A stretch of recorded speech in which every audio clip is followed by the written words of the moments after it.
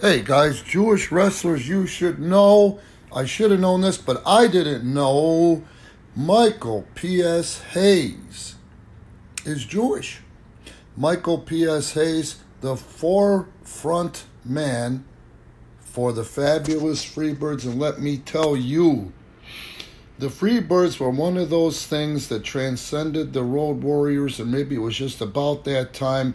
I don't think so. I think the Freebirds came first. They were something that we had never seen before. Those three guys, including Michael, started wrestling very, very young. They paid dues beyond 99% of the people that you see today in pro wrestling or have seen over the last 30 years.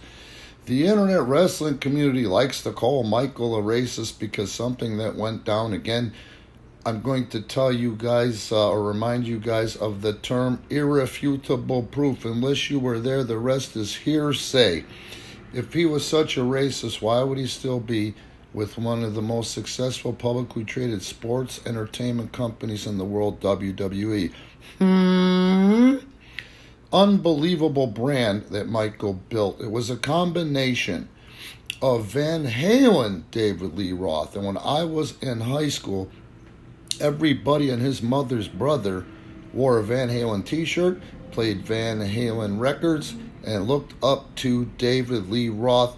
Michael, being from the South, also knew that the Southern version of Van Halen was Leonard Skinner before Leonard Skinner took over the world.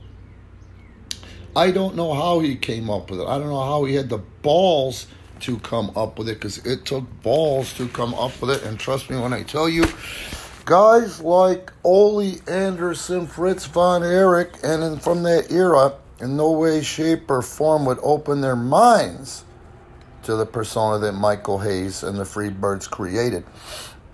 As a matter of fact, even when I was in wrestling in 1988-89 in the Memphis territory, guys that had worked with them in other territories at the time, they would say, you know, those Freebirds, they're just killing wrestling. They're killing the business. And then when they started to get over and become undeniable, making huge money, and I think they made, you know, particularly Michael, they were one of the first three wrestlers in the industry to get a guarantee because they were so over. They went from that to, well, now music is killing the pro wrestling business, and the only ones that should have music are the Freebirds. This is what I'm talking about. As a kid, Michael was that heel that you love to hate, but in the same token, that was about one cool MR-effer, you know, that was undeniable.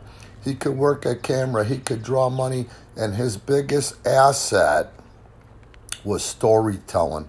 What a MR-effing storyteller Michael Hayes was, Michael Hayes is.